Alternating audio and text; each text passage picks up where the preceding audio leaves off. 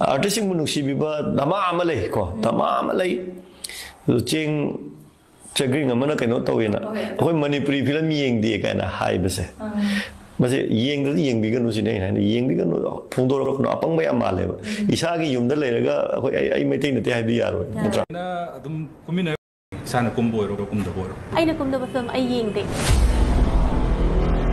aina kumda basam ai yengde artist sing di celebrity na haidu no ba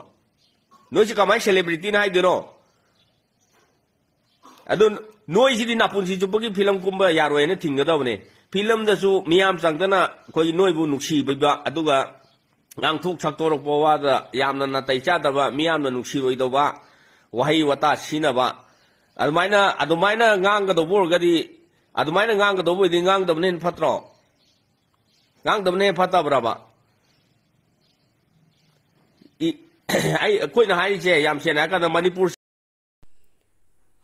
yam fajaba wafamni ojana haibiri base mayam khoina wangang bada khajik soikiba natragana phagi oina sum haikiba wahi kaya kaya laikibada asigi maramsina ekhoida tungda yamna khudong thiba pi haibasisu achumbani aduna wangang bada khoi yam jeksin ba mathau tai kari karamba wahina ai amagi maramna society ama natragana pigi kaino ma pigi tawgadaba lei soigadaba lei haibasi yam jeksanna khoi khangadaba mathawni adu khaktani mayam haining base taba artist noi mayam sina kai dor hakan se ja manipur da lei ba production mayam ha le simadi taseng na ai haijage ba adu umbadi tawbi gano noi mayam na production bu kallo ado production kallo boy ta ga di film se mathang ado artist mayam pu thoroga sum thorakane ba ko ano artist mayam su thorakane ba noi na production hat na bagi production chine na bagi leita migi masadai da tasan jaragan khomjan jaragan namjari ba film ko adu film du bu thjelak na bagi noi na wahi wata phajada ba si na kan da film du da thingjan kan manga du kana no artist ra leita migi masadai da tasan jaragan khomjan jaragan namjari ba film ko adu film du bu thjelak na bagi noi na wahi wata phajada ba si na kan da film du da thingjan kan manga du kana no artist ra kana no manga du che simasu akoi munna khangmina si aduga nang arki chan to bina ka hade thi me haira da ni nang si ko thi budru ka haira da ni nang si tholak ba production si hatok pi da bo ta di karai da gi manipur film lak to ge ba adagi de phaw to ri ba artist ni je kana na phawan to ri bno ba adu manipur rai si market su pi he si me am noi khanga ba ni market am pik bne ai isa mak su film to wi ko adu production si nya kan wai ha si ma di lamdam si da lei ri ba artist sing na khangbi ga daw bane ba adu production yo khat pi ga daw ne adu production yo khat pi bai mo ta production hato ke ha gi wakhan khan ba adu ba artist sing na masing yam sala boy ta di lebak si da kamai to no film la ka doi no ende masi film to bi ri ba khuni mak na khangbi ram ga ne ba film forum na su khang ga ni adu film gi any film ji dai film hai ba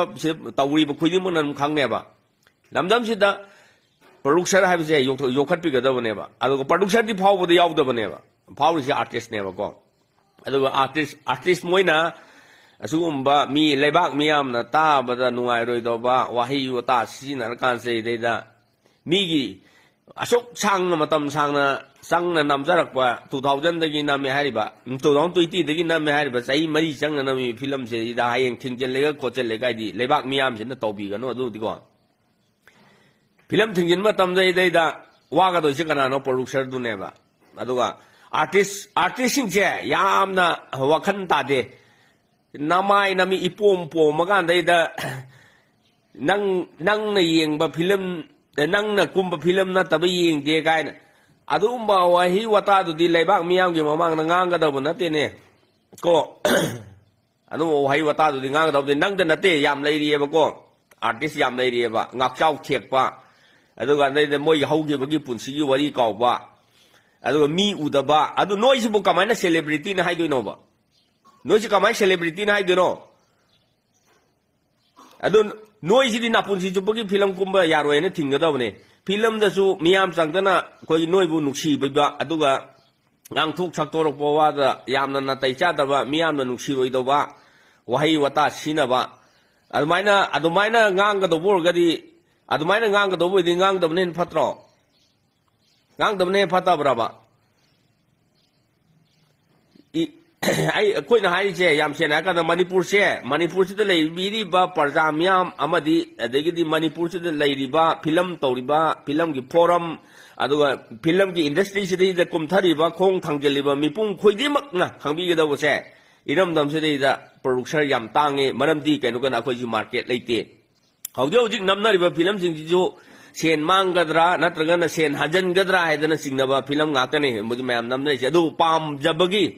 pamjabagi namna bani ko adaida producer hatok na ba di sena kan se da artist sing jina tobi gano ga sidun matam san pibi ho adagi di haina gi ba wa phajana ngak na ba adu phajana tobi ba film jo mapung am pha matam da film jina phawro matam sai da producer di yaw da bane ba ko phaw ba se hoi kari kong kana mayam na khangbi ba su lei adu bu ngasi bo mong da sat khri ba film mayam se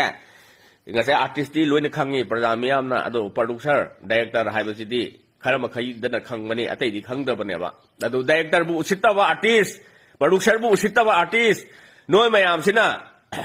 sina kai dau ra kan se ja manipur da lei ba producer mayam ha le si